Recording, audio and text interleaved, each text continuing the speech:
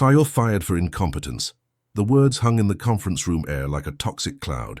My boss, Richard, didn't even look me in the eyes when he said it. Instead, he addressed the entire team as if I were already gone, as if my 15 years at Patterson Financial had evaporated in that single moment. The fluorescent lights hummed overhead, casting harsh shadows across the mahogany table where 20 colleagues sat in stunned silence. Their eyes darted between Richard and me, waiting for an explosion that wouldn't come. I felt the weight of my phone in my pocket. The same phone that contained the recorded board meeting from last month. The same phone where I'd documented every step of how I'd quietly fixed Richard's $2.3 million accounting error before it reached the quarterly report. My fingers twitched slightly against the leather portfolio in my hands. Inside were the original documents, the ones showing Richard's signature on transactions he'd later claim he knew nothing about. The room waited for my reaction. Richard had already turned to the marketing slides, discussing Q2 projections as if firing your senior financial analyst was just a minor agenda item. Any questions, David? Or would you prefer to clean out your desk now? Richard finally looked at me, a thin smile stretching across his face. His confidence was absolute. After all, as CFO, his word was practically gospel in financial matters.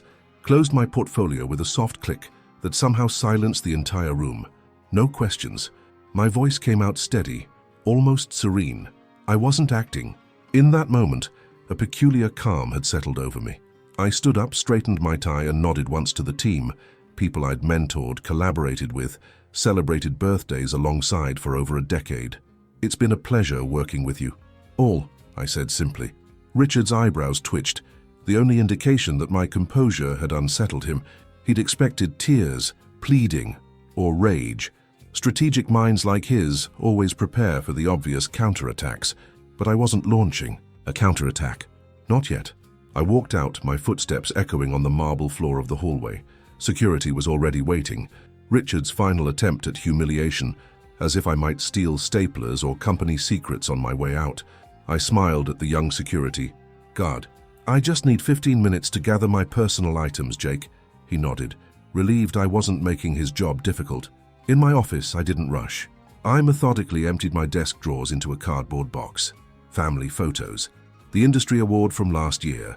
The fountain pen the CEO had given me for saving the company $1.2 million through my audit recommendations. I left everything else, the files, the reports, the evidence of my competence. They were already backed up elsewhere. The digital wall clock ticked forward. Each second wasn't counting down my career's end. It was marking the beginning of something else. I walked out of Patterson Financial carrying one box and 15 years of institutional knowledge. The spring air hit my face as I stepped onto the sidewalk. For the first time in years, I was outside during a workday. The sky seemed impossibly blue. My phone buzzed with messages from shocked colleagues. I ignored them all. Instead, I opened my email and sent a single message to the board of directors. The subject line read, Patterson Financial Quarterly Audit. Undisclosed liability. I wasn't angry, I was precise. I met Richard Harmon 12 years ago during a company merger. He was brilliant. Princeton MBA, strategic mind, charismatic leader.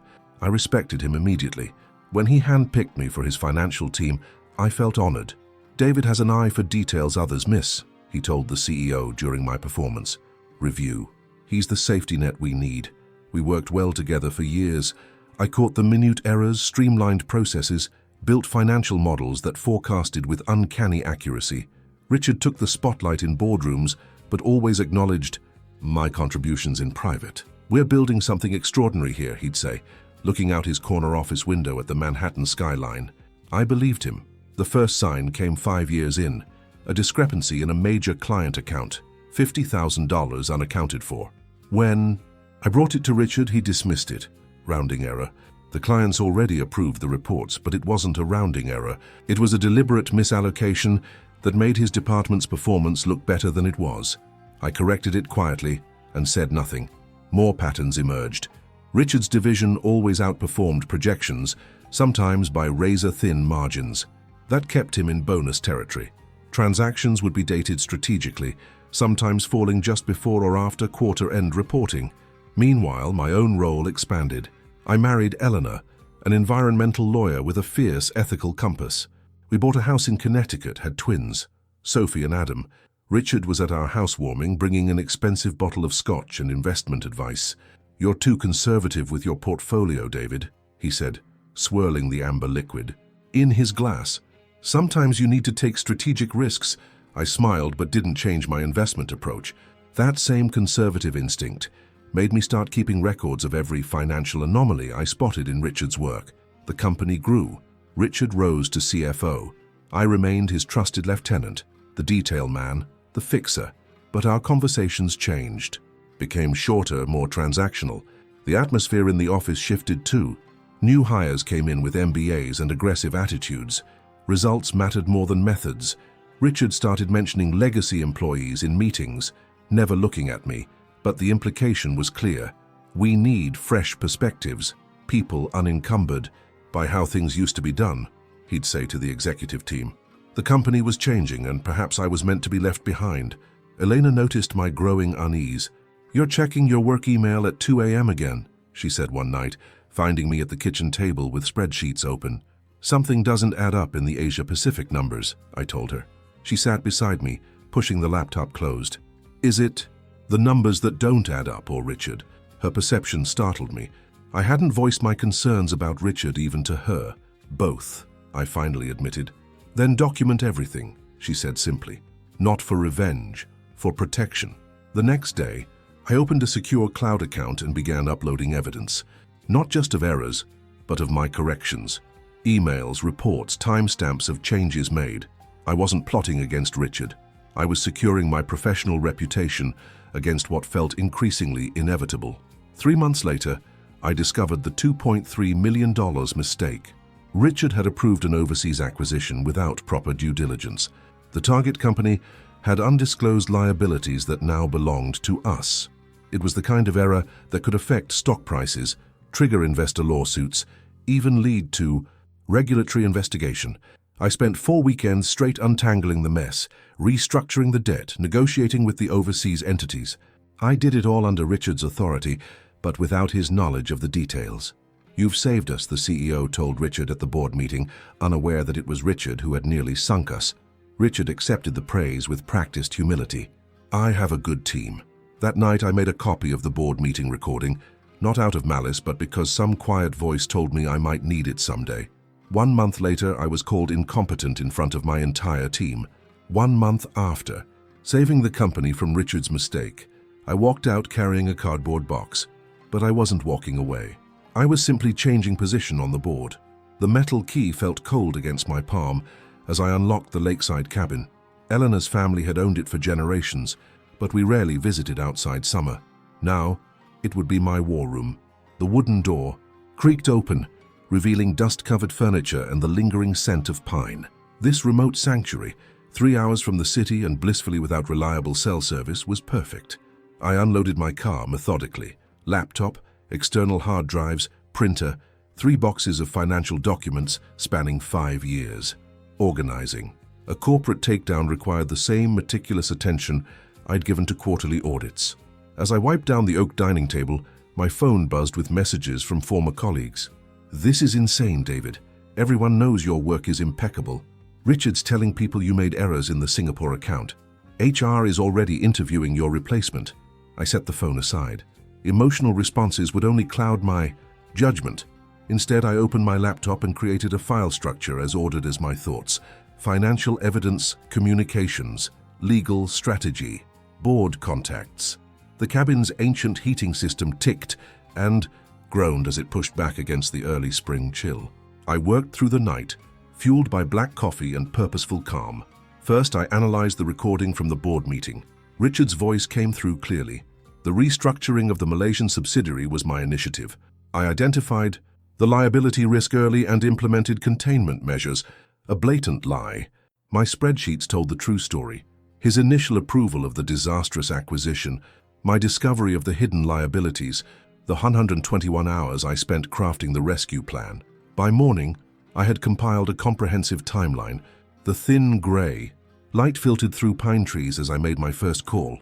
Not to a lawyer, but to Janet Winters, the retired former general counsel of Patterson Financial and my longtime mentor. "They did what?" Her voice crackled through the speaker. "On what grounds?" alleged incompetence. I kept my voice neutral. Specifically, errors in the Asia-Pacific audits. Janet's laugh was sharp. The same audits the SEC commended last year? David, this is wrongful termination, clear as day. I'm not looking for a settlement, Janet. The line went quiet. What are you looking for? Restoration, not just of my position. The company's integrity, she finished. You always were an idealist. What do you need from me? Information. Who on the board would be most concerned about fiduciary responsibility? Who's least aligned with Richard? By midday, I had names.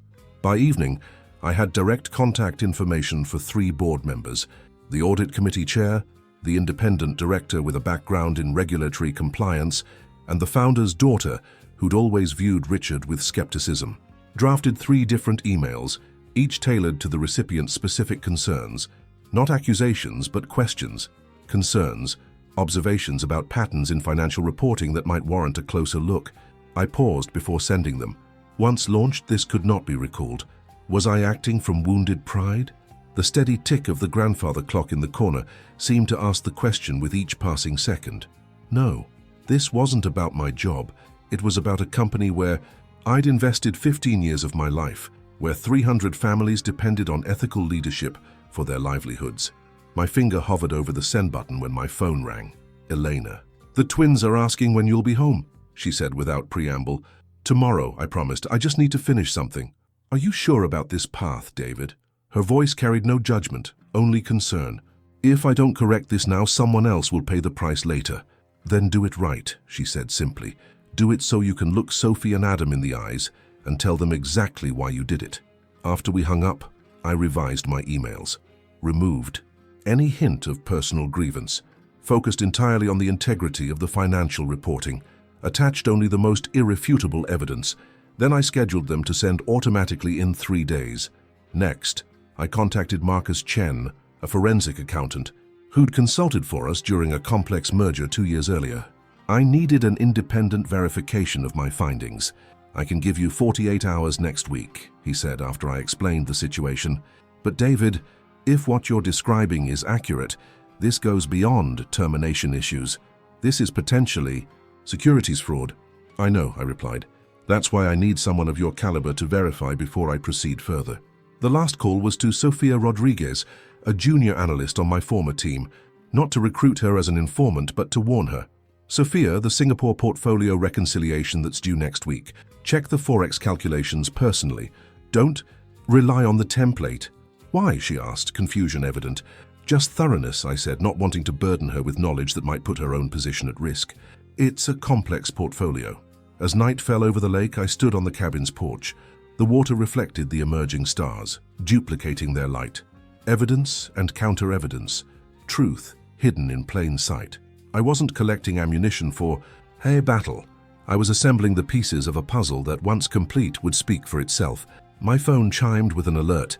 Richard had called an emergency meeting of the financial team for tomorrow, moving quickly to solidify his narrative. Smiled faintly in the darkness. Some storms announce themselves well before they arrive. I wasn't rushing to fight the thunder. I was positioning lightning rods. The board meeting was scheduled for 2 p.m. on Thursday. I arrived at Patterson Financial at 1:30, not as an employee, but as an invited witness. The receptionist's eyes widened when I approached the desk. Mr. Mercer, I wasn't expecting you. I have an appointment with the board, I said, setting down my briefcase. Not the cardboard box of personal effects I'd carried out 2 weeks earlier, but the Italian leather case Elena had given me for our 10th anniversary. The executive floor was eerily quiet as I was escorted to the waiting area outside the boardroom. Through the glass walls, I could see Richard already inside, gesturing emphatically to several board members. His red tie, the one he wore for difficult negotiations, stood out against his crisp white shirt. Marjorie Keller, the board chair, emerged from the room. Her silver hair was pulled back in its usual immaculate bun, her expression inscrutable. David, thank you for coming. She extended her hand. This is an unusual situation. Yes, it is, I agreed, shaking her hand firmly. Before we begin, I want to be clear. This isn't a trial. We're seeking clarity on some financial matters that have come to our attention. I nodded. That's why I'm here. The boardroom fell silent as I entered. 12 pairs of eyes followed me to the empty seat at the far end of the table, deliberately positioned opposite Richard. The forensic accountant, Marcus Chen, sat to my right, his expression professionally neutral. Richard's face betrayed a flicker of uncertainty before hardening into confident indignation. "This is highly irregular," he began. "Bringing a terminated employee—" "We've reviewed the materials Mr. Mercer provided," Marjorie interrupted, "and Mr. Chen's preliminary findings. We have questions that require answers, Richard." For the next hour, numbers spoke louder than words ever could. The Malaysian acquisition, the backdated approvals, the covered liability. The board members asked pointed questions, their tone shifting from curious to concerned to coldly furious. Richard's defense crumbled incrementally. First came technical explanations, then procedural justifications, finally desperate deflections. David was responsible for final verification. If there were errors, "I have the email where you specifically instructed me not to review the Malaysian documentation," I said quietly, sliding a printed copy across the table. My first direct statement in 40 minutes. Marcus Chen cleared his throat. "The pattern demonstrates systematic circumvention of standard audit protocols. In my professional opinion, this was not accidental." Richard's face flushed. "This is absurd. A vendetta from a disgruntled former employee." Marjorie pressed a button on the conference room console. Richard's voice filled the room. "The restructuring of the Malaysian subsidiary was my initiative. I identified the liability risk early and implemented containment measures," followed by the CEO's voice. "Excellent work, Richard. This could have been catastrophic." The recording ended. The silence that followed had weight. "That was from the March board meeting," Marjorie stated. "Before Mr. Mercer's termination." Richard looked around the table, searching for allies, finding none. "I'd like to request a brief recess," he finally said, his voice hoarse. "Denied," said Harrison Wells, the audit committee chair. "We have more questions." Outside, rain began to fall, streaking the floor-to-ceiling windows with vertical lines that looked like prison bars. I remained calm throughout, speaking only when addressed directly, presenting evidence without commentary. This wasn't personal, it was mathematical. The numbers told their own story. 3 hours later, the board reached its decision. "Mr. Mercer, would you wait outside while we speak with Mr. Harmon privately?" Marjorie requested. In the hallway, I stood by the window, watching the storm intensify. Over Manhattan, lightning illuminated the skyline in brief, brilliant flashes. 15 minutes later, the boardroom door opened. Richard walked out, security personnel flanking him. He didn't look at me as he passed. Marjorie appeared in the doorway. "David, please come back in." The board's offer was straightforward. Reinstatement with a promotion to Senior Vice President of Financial Oversight, reporting directly to the board. A substantial compensation package for the wrongful termination. A public clarification to staff regarding my departure and return. "We need someone with your integrity," Harrison said, "especially now." I accepted with one condition, the establishment of a new whistleblower protection protocol for the entire company. "Agreed," Marjorie said without hesitation. "We should have had that already." As the meeting concluded, the CEO approached me privately. "You could have gone to the SEC directly, created a scandal. Why didn't you?" I thought about the 300 families whose livelihoods depended on Patterson Financial, about the clients who trusted us with their futures. "This wasn't about destroying something," I replied. "It was about preserving it." That evening, I called Elena from my old office, now my new office. "It's done," I told her. "I'm coming home." "Did you get what you wanted?" she asked. I looked at the rain-washed cityscape beyond my window. Not what I wanted, what was necessary. I wasn't seeking revenge, just restoration. 6 months later, I sat on the deck of our renovated lake cabin, watching. Sophie and Adam skip stones across the water's surface. The autumn leaves created a kaleidoscope of red and gold against the blue sky, colors so vivid they seemed almost unreal after years of fluorescent-lit conference rooms. Elena emerged from the cabin with coffee, settling into the Adirondack chair beside mine. "Penny, for your thoughts?" I smiled, just appreciating the view. The view extended beyond the scenic landscape. From here, I could see the complete picture of the past half year, the careful rebuilding of Patterson Financial's internal controls, the recruitment of ethical financial professionals, the implementation of the whistleblower system that had already caught 2 significant reporting issues before they became problems. Richard had resigned rather than face termination. The official story cited personal reasons, preserving both his reputation and the company's. I hadn't pushed for more. His absence was correction enough. My phone buzzed, an email from Sofia Rodriguez, now promoted to team leader for Asia-Pacific auditing. Her quarterly report showed clean results across all subsidiaries. No hidden liabilities, no questionable accounting, just transparent, accurate numbers. Good news? Eleanor asked, noting my expression. The system works, I replied simply. We'd kept the cabin as a weekend retreat, a reminder of priorities easily forgotten in corporate America. I'd installed a modest home office in the spare bedroom, but honored Elena's one rule: no financial documents in the main living spaces. The Monday, after Richard's departure, I'd walked back into Patterson Financial not in triumph, but in quiet resolution. The team gathered in the same conference room where I'd been dismissed weeks earlier. Eyes watched me warily, uncertain what version of leadership would replace Richard's charismatic but compromised style. I'm not here to clean house, I'd told. Them. I'm here to clean processes. Anyone who wants to work with integrity is welcome to stay. Most did. Some left voluntarily, perhaps recognizing they'd thrived under Richard's flexible ethics. Each departure and arrival shifted the company culture incrementally towards something healthier. Now, as the twins laughed at a stone that skipped 5 times before sinking, I reflected on how close I'd come to losing this. Weekends with family, professional reputation, self-respect. All could have vanished if I'd chosen a different path. My phone buzzed again. Marjorie Keller. Q3 board presentation scheduled for Thursday. Your new oversight framework is the main agenda item. I set the phone aside. Thursday was 4 days away. This moment, my children's laughter, my wife's companionable silence, the scent of pine and coffee mingling in the crisp air, this deserved my full attention. At the office the next week, a new analyst hesitantly approached my open door. James was barely 25, brilliant with numbers but still unsure of corporate navigation. Sir, I found a discrepancy in the European consolidation, he said, tablet in hand. It's probably nothing, but show me, I replied immediately, clearing space at my conference table. The relief on his face was immediate. Under Richard, raising concerns had been career-limiting. Now, it was career-enhancing. As we worked through the issue, a legitimate error, not deliberate manipulation. I thought about cycles broken and patterns changed.